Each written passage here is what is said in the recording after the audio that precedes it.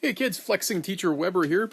I'm going to go through a few review questions with you on multiplying and dividing equations. We'll be finishing up equations this week and moving on to, or finishing up these kinds of equations this week and having a test soon. So if you haven't been doing a lot of these, hopefully this is going to help you get caught up today. So I've got 4 examples I'd like to go through. I've tried to put some of the trickier ones on here.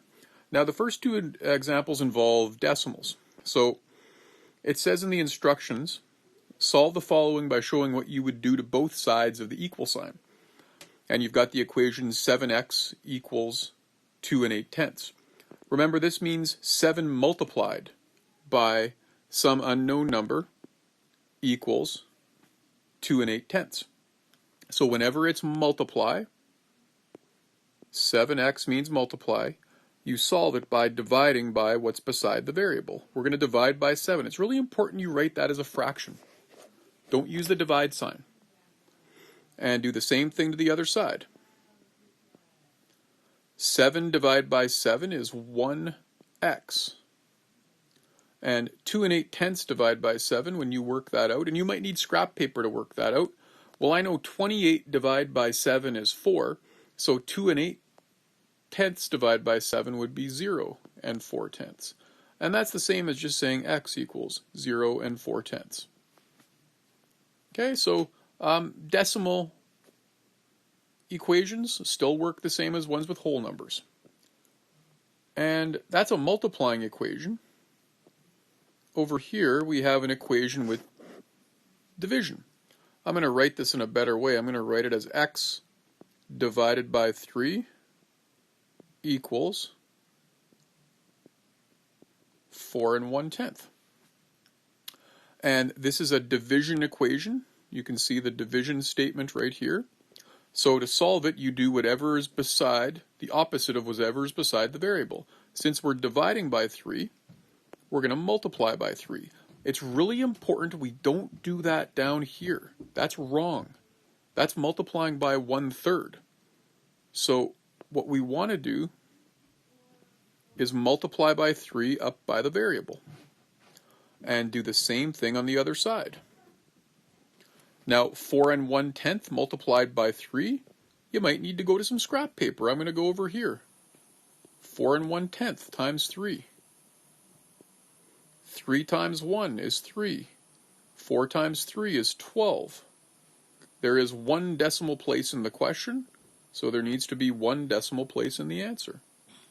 So when I work this out, 3 divided by 3 gives me 1x, and we already got the answer of 12 3/10. And that also means x equals 12 3/10. Okay, those are the 2 different kinds of equations we've been looking at recently. The only other situation we will run into here is if you have the variable on the other side of the equal sign, but really nothing changes. This one is 72 equals 9y. 9 multiplied by y. The opposite of multiply by 9 is to divide by 9. So we divide by 9 there. We divide by 9 there. And let's keep things on the same side of the equal sign. 72 divided by 9 is 8. 9 divided by 9 equals 1y. Or we can just say 8 equals y. Last question, same idea with division equations.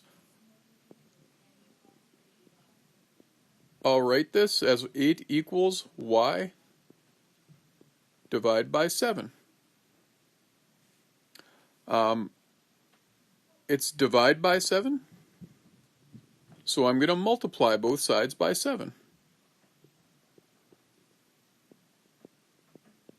Using my parentheses. And this equals 56.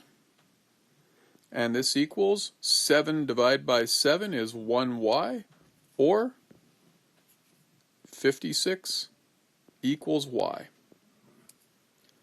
That's how you show solved equations with multiplication and division.